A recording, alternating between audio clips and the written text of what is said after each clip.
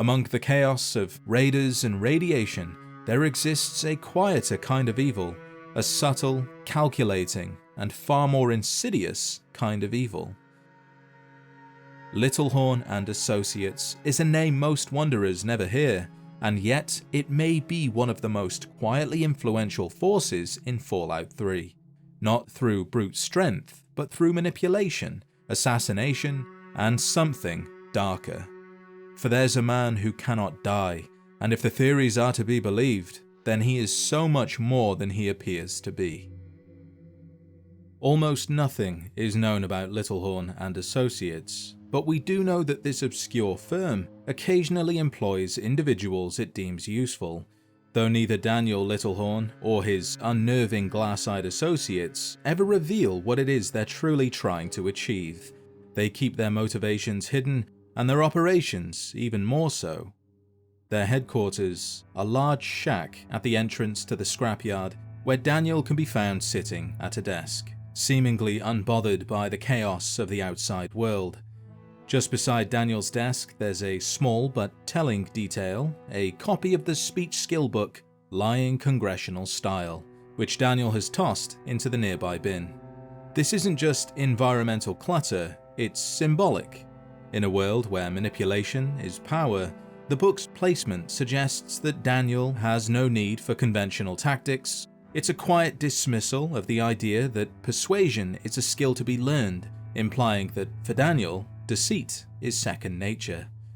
Also beneath the book are 2 stimpaks, suggesting, much like the book, Daniel has no use for them. A strange thing to say, I know, but that will become clear soon enough.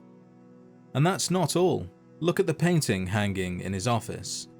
It's this dramatic, intense scene where 2 souls are literally tearing each other apart, while Dante and Virgil just stand there, watching. The part of hell it shows is the 8th circle of hell, a place specifically reserved for liars and manipulators.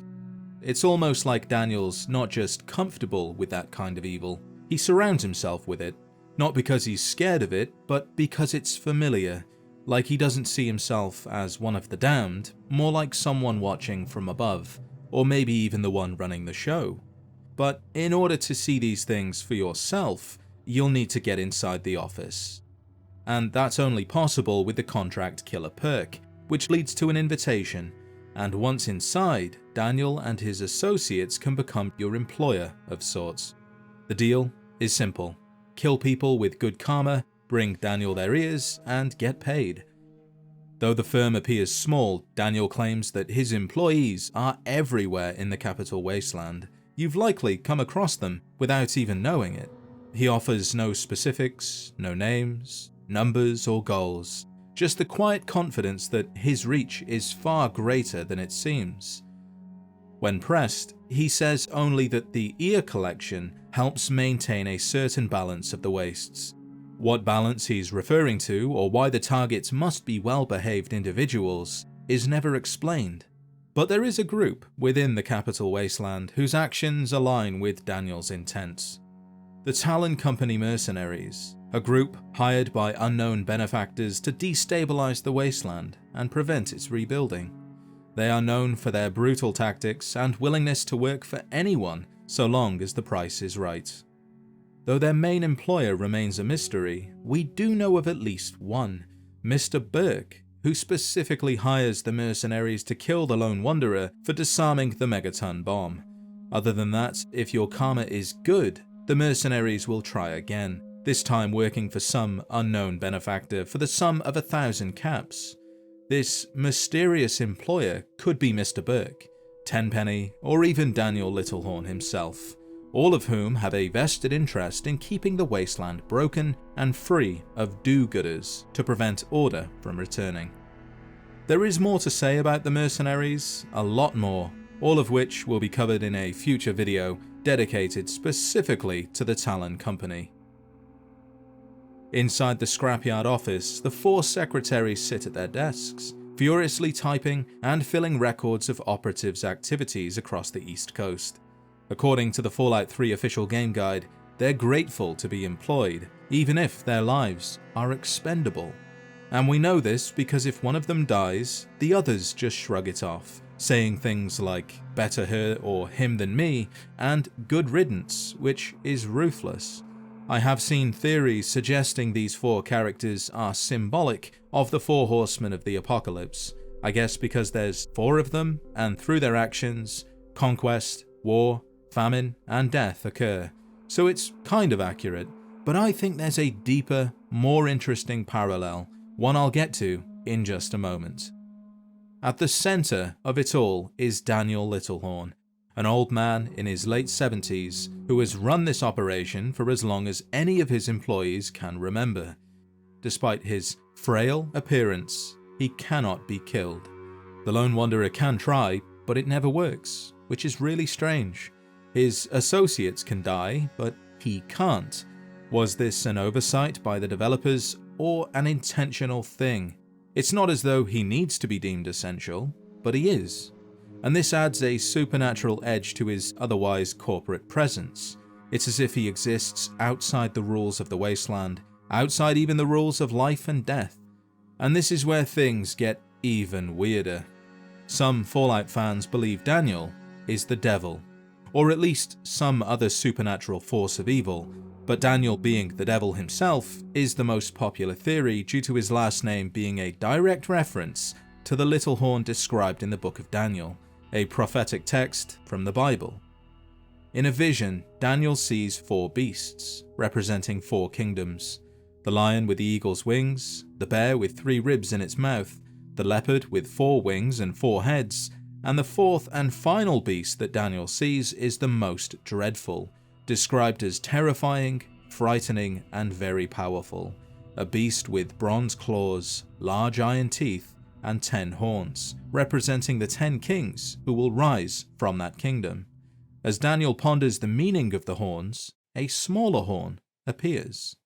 The Book of Daniel describes this little horn as uprooting 3 of the original horns, displacing other powers, having eyes like a man, suggesting intelligence and awareness, possessing a mouth that speaks arrogantly and blasphemously, boasting against divine authority, growing great in power despite being little initially, making war with the saints, relentlessly opposing the faithful, and holding power for a time, times, and half a time. This phrase, a time, times, and half a time, is usually taken to mean 3.5 years, during which the little horn rules and persecutes the saints.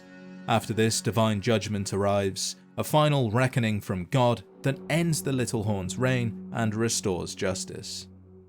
Now compare this to Fallout 3. Daniel Littlehorn is a small but powerful figure operating behind the scenes. His glass eyes, mentioned in the official game guide, evoke the eyes like a man from the prophecy. He removes the good people, or the saints, from the wasteland. He rewards evil, working against hope and virtue. His reach expands quietly over the capital wasteland, growing despite his office being little, and he cannot be killed, suggesting a supernatural endurance. There are too many similarities for it to be mere coincidence. While the game never explicitly shows divine judgment, the player, as the Lone Wanderer, has the power to resist and ultimately challenge Littlehorn's dark influence. So, could the Lone Wanderer be the very embodiment of the prophecy's divine judgment? It's certainly possible.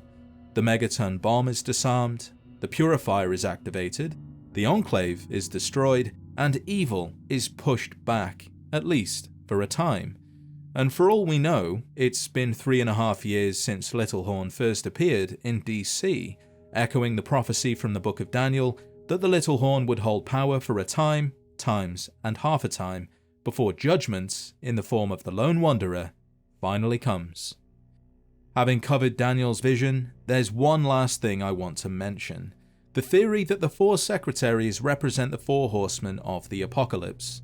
While that idea has merit, I do believe there's a more fitting comparison.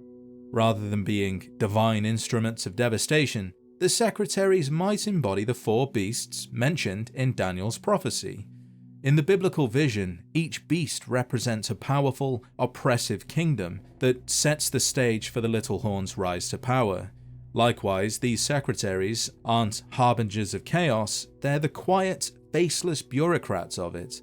Their relentless work, emotional detachment, and expendability suggest they are remnants of fallen regimes, bureaucratic, calculating, and morally indifferent.